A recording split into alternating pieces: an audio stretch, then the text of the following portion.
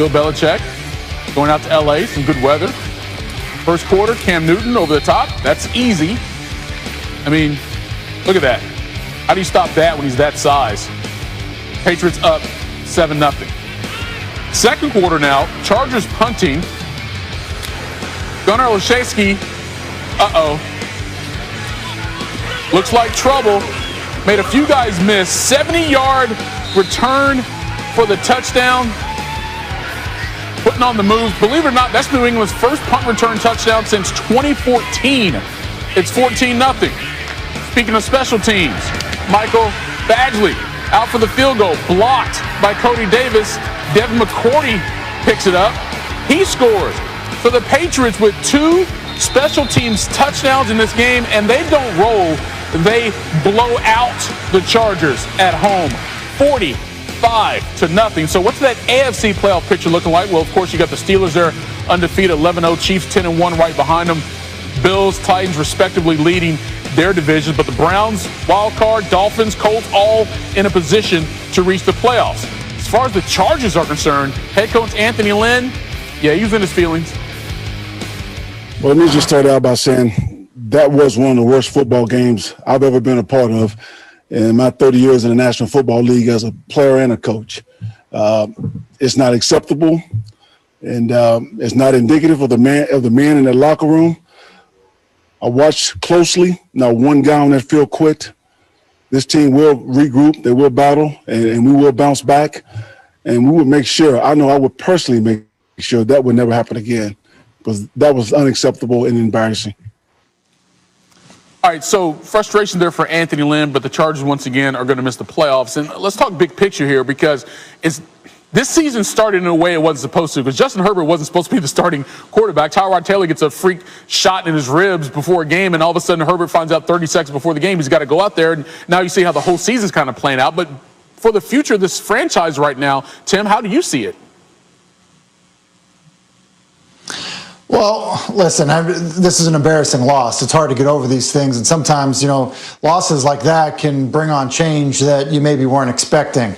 I would just say this. Your description of how it all started for Herbert, look, that's hard. And when we expected young quarterbacks to struggle, and I think there have been a lot of surprising moments in a very good way for Justin Herbert this year. Today wasn't one of them. That's going to happen. And I think that there's got to be some patience, for a guy like that in situations like they were in today. There will be better days. And I think ultimately, when this, you kind of look back at the experience of this, there'll be more good than bad for Herbert. And so the future in that way is bright. But, outside of that, in terms of who's coaching going forward and all that stuff, yeah, look, it's a weird year, but you're still being judged on it, and that's a challenge. And what was on the field today wasn't good. Yeah, Herbert's supposed to be the quarterback of the future for this team. It just started a little earlier. Now they're going through some of those growing pains as a result. All right, before we get you guys out of here, real quickly, Rob, let me get your takeaway here from Week 13, what you saw.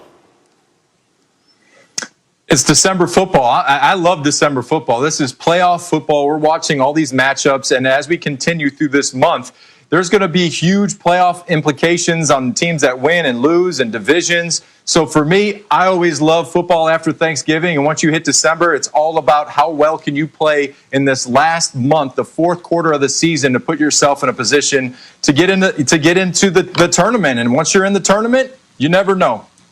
Good way to put it. What are you doing to get into the tournament that is the NFL playoffs? Tim, what about you? Hey, listen, I think we just need to give the Browns a little more love. You said first winning season since 2002. Is that what you said, Michael? Listen, they're a for-real team because they can play defense. The quarterback is giving you a chance, and the play caller does a very good job. So I think Cleveland is for real, and today they showed it. Hey, they got 9 wins. That's third most in the AFC. So, yeah, give them the credit. They've earned it to this point. Rob, Tim, as always, appreciate it, guys. Talk to you next week. Browns and the Titans. And Sarah Fuller was asked to plunge the Titans' sword of honor before the game. Of course, she's the Vanderbilt kicker. Vanderbilt right there in Nashville. Start of the second quarter, the Browns are up 10-0. And then Kendall Lamb, offensive tackle, in the end zone. Browns take a 17-0 lead. Then Baker Mayfield looking for more, and this is how you do it. Donovan Peoples-Jones 75 yards on the connection. Browns will be up 38-7 at halftime. Third quarter, Tannehill, A.J. Brown fumbles, but Michael Pruitt is there to scoot up and score, so the Titans actually trim the lead 28-21 after the two-point conversion. Late fourth quarter, 4th and 1. Baker fumbles, recovered by Kenny Vaccaro, and he's inside the 15, giving the Titans a very short field, and Baker can't believe it. 33 seconds ago, Tannehill, Cameron Batson, touchdown. It's a 41-35 game. So here comes the onside kick, and Browns recover. Had a huge lead. They hang on. 41-35 the final. Diana Rossini, she's on SportsCenter. We just try to do whatever it takes to win. And whether that's passing the ball or running the ball, I think we found a good balance today, and we've just been finding ways to do that, whatever it takes to win. Kevin Stefanski's ability to draw up this play, the plays today that were successful, what do you make of your head coach and his ability to call a game like he just did? Amazing. I mean, you put 38 points up in the first half. I mean, that's something that's probably something that doesn't happen a lot in Cleveland either, you know. Poor coaching, poor playing. You know, just couldn't get stops early. You know, weren't able to sustain any kind of drives. You know, that's just, you know, went for it. We didn't get it. You know, we held them to a field goal early. Started moving the ball. Didn't get it, and then, you know, just hung the defense out. You know, I mean, just didn't give them an opportunity, and they weren't coming up defensively. We weren't coming up with stops. Having been in the National Football League, playing and coaching, I've seen teams fight. I've seen coaches fight players. I've seen players fight players. I've seen offensive players fight defensive players. And guys really just pack up and go home and bitch and complain and look to point fingers. And my point is I never saw that. We lost. We didn't coach well enough. We didn't play well enough.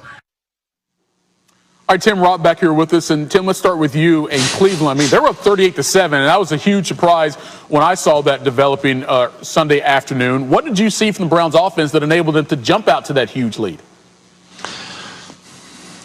Listen, details matter, and Kevin Stefanski is there in Cleveland to help kind of fix how things were going for Baker Mayfield, and it hasn't been perfect, but they're coaching the details, and it's showing up in their passing game. Good example, his first touchdown pass to Jarvis Landry is at the top of the screen. Coming off the play action, look at the patience by Landry. You know, Baker's going to work to his right, which is going to move Kevin Byard. So there needs to be patience and the awareness of the timing by Jarvis Landry to allow that window to happen when Baker moves to safety with his eyes. Then, later in the game, it's hard play action. He's basically going to take about 11 steps off of this hard play action cell.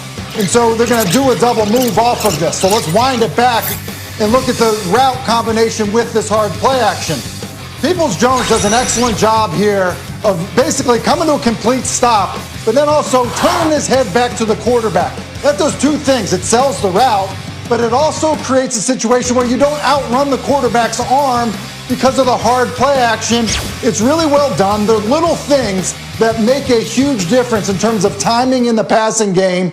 They're doing a good job of coaching it. They're doing it without, you know, their best wide receiver, but their passing game is benefiting because of it. And quite honestly, they look like a really good football team, especially with some of the other pieces they have, obviously running the football and how they play defense. Yeah, and here's the deal. I mean, this was a balanced attack early on to get to that 38-7 advantage, because it's one thing to score 38 points, Rob, but to only give up 7 to a Titans offense led by Derrick Henry. That, to me, was impressive. What did you see from the Browns defense? Yeah, look, everyone knew coming into this matchup it was going to be who could stop the other team's running game, and Cleveland did a great job stopping Derrick Henry from running all over them. And there was 2 instances in this game where short yardage, which just falling forward, Derrick Henry usually gets it. Well, they stop him here. They don't convert. They don't get the first down. And then another down here on a 2-point conversion, they stop his forward progress, which is really, really hard to do. That means you have to gang tackle. And I think a pivotal point in this game was this play right here, this volleyball drop pass interception.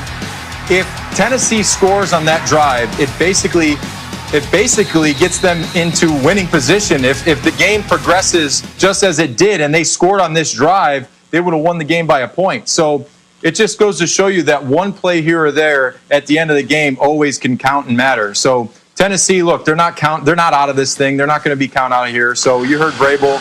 It was on the coaches, on the players. So I think that they'll learn from this. They'll move on. And they're still a tough team. But Cleveland did a great job stopping Derrick Henry, that's for sure. Yeah, and Cleveland also guaranteed itself its first winning season since 2007. So Northeast Ohio, congratulations on that. Let's check out another.